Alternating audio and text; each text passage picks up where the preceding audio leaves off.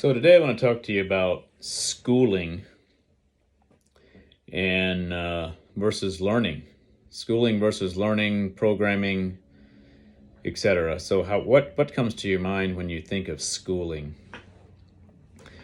To me, when you think of schooling or you go to school, like I'm going to go get schooled, makes me think of a predetermined outcome. Like whoever the teacher is already knows the outcome, and they know what their plan is to form and shape your mind when they school you on something.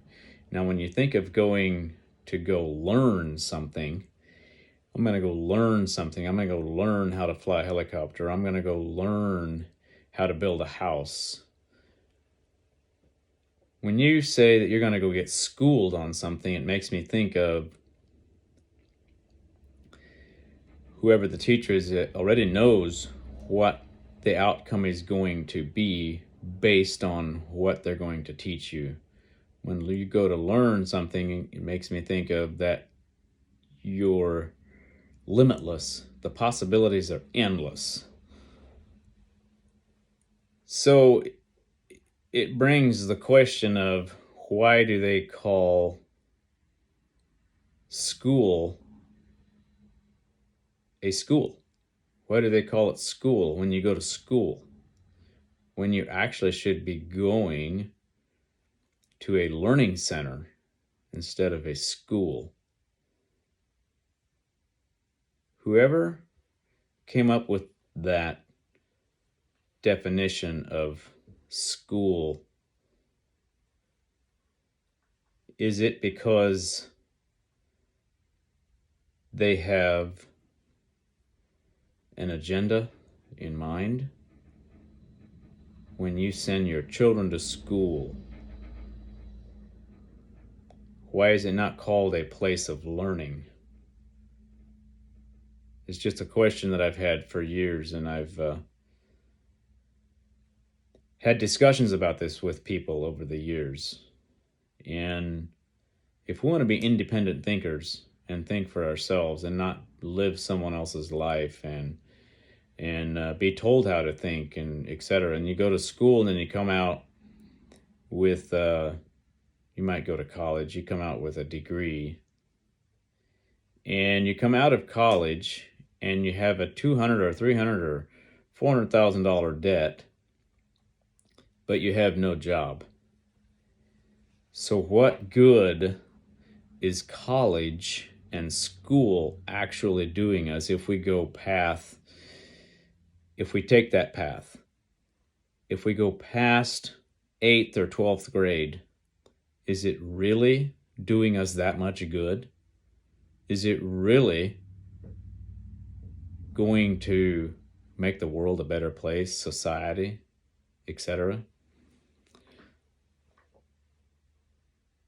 And if you look at statistics, there's a lot of people that come out of school, out of college, and they never use their degree, but then they have that debt they have to pay back because someone told them and programmed them into thinking that they got to have a college degree in order to be successful in life.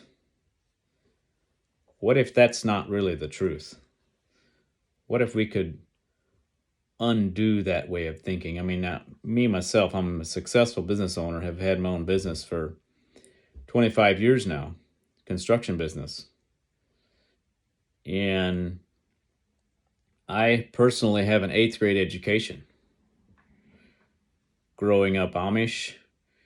And so what if people would wake up to the fact that college is possibly a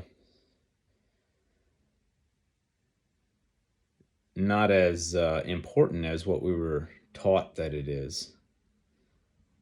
How would society look if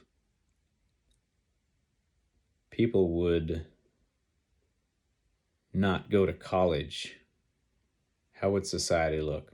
Now, I understand we need college for lawyers and doctors, and we need highly educated people, but some of the things that they fill our brain with when we go to college, is it really that helpful for your personal life or for society? What if we would go back to figuring out how to think for ourselves and figure out what plants and herbs and stuff like that is good for our bodies, and then start eating whole foods so that we wouldn't have the need for so many doctors and etc. Obviously, we need doctors for medical reasons. Medical doctors are a necessity. But what if we would start looking at it from a different angle and start questioning things instead of just following what we're taught? Me personally, I almost never go to the doctor unless it's a medical emergency. And the other thing that brings me to is your pineal gland. Your pineal gland is in between your temples in your brain, like your third eye. Some people call it your third eye.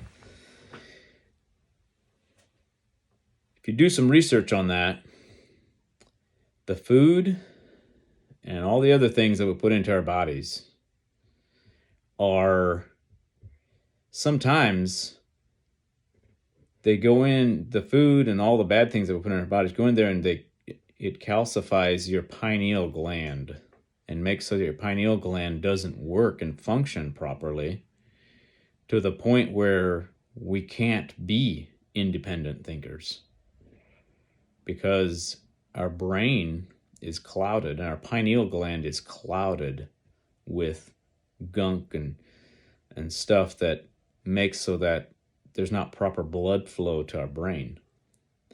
And if we think about that, it's an interesting thing to study.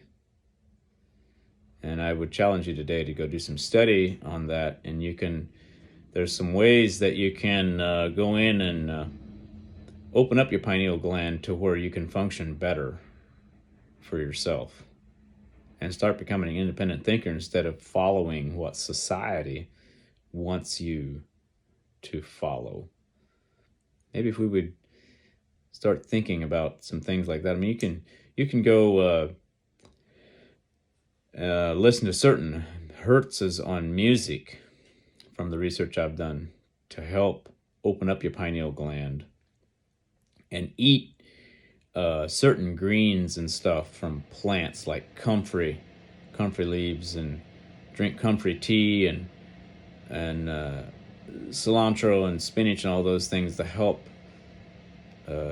cleanse your pineal gland.